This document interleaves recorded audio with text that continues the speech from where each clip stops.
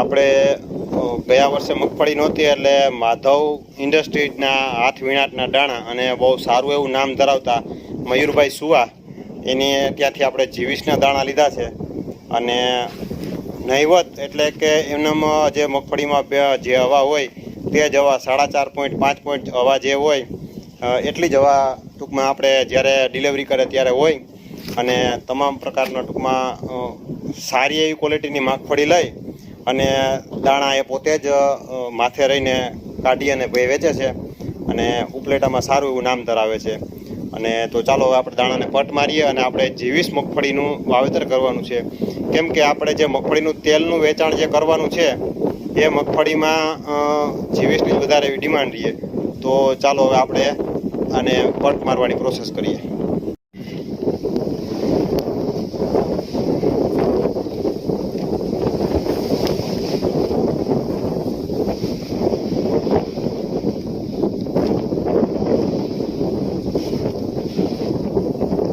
જીવીસ મગફળીના દાણા છે અને તમે જોઈ શકતા હશો દાણા અત્યારે કપડે પણ છે અને એકદમ સરસ મજાની ક્વોલિટીવાળા અને હાઈ ક્લાસ ક્વોલિટીના દાણા છે.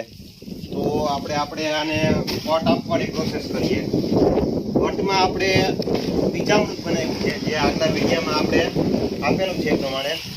એમાં એ માપ છે એ 100 કિલોનું છે પણ જરૂરિયાત પ્રમાણે પટ આપવાનું એવું છે એ પ્રમાણે એવું નહીં કે ભાઈ આપણે આને 100 કિલો આપણે એમાં કરી અને પલાળી અને પછી ઓલું કરવું એટલે એ વસ્તુ એમાં વપરાય પણ નહીં. તો આપણું બીજામૃત કલ્ચર તૈયાર થઈ ગયું છે. ગાયના છાણ ગૌમૂત્ર માટી અને ચૂનાથી સરસ મજાનું. મને સ્મેલ આવે છે, વિડીયામાં તમને સ્મેલ ન આવે એટલે હવે આપણે આને પટ આપી અને સવારે રાખી દેજો અને સવારે વહેલી સવારે વાવેતર ચાલુ કરવાનું છે જેથી કરીને આ દાણા સુકાઈ જાય અને સવારે ચાલુ કરીએ ત્યારે બીજા દાણાને પટ આપી દઈએ. આ રીતે આપણે આમાં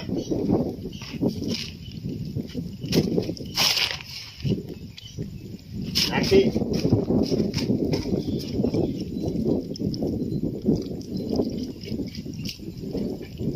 હવે આપણે એને વેડફી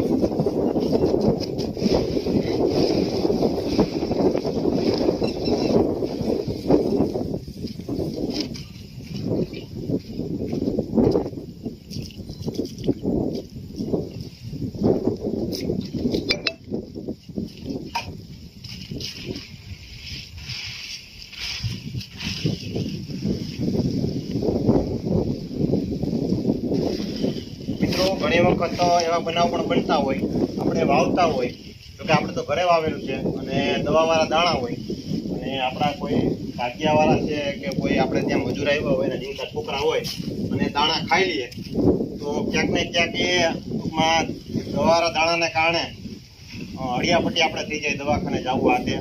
પણ આમાં એ કોઈ વસ્તુ કંઈ થાય નહીં અને ખાઈ જાય તો પણ બીમાર હોય તો હાજા થઈ જાય એટલે આવું બને.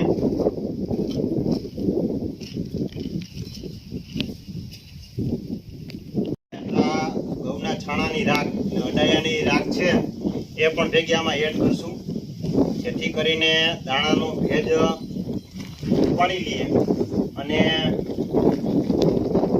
આના કારણે થઈને જમીનમાં વાવેતર થાય ત્યારે પણ ભેજ પણ પકડી લઈએ.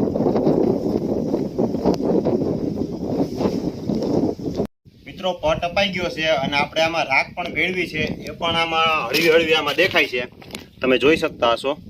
એટલે આ દાણા આપણે પટ આપી દીધો અને આ દાણા કોઈ ખાઈ જાય તો એ વાંધો નથી કેમ કે આમાં બીવા પણ કંઈ છે નહીં, આ બધું અમૃત જ છે. જેથી કરીને પ્રાકૃતિક ખેતી કરતા ખેડૂત માટે ફાયદાકારક એના માટે અને એની જોડે સંલગ્ન રહેનારા વ્યક્તિઓ એ પણ અમૃત આહાર જ લઈ રહ્યા છે એમ જ માનવાનું. આ દાણામાં પટ અપાઈ ગયો, આ ખખડવા મીઠા. આને હજી આપણે આપણું બીજામૃત નાખ્યું છે જા ખખડતા નથી અને આના હજી 5 મિનિટ જ થઈ જો ખખડવા માંડ્યા એટલે શોષી લઈએ બીજામૃત અને બીજ સંસ્કાર થઈ જાય. ટૂંકમાં આપણે જાતક સંસ્કાર કહે ને એ જ રીતે આપણે બીજ સંસ્કાર થાય છે અત્યારે.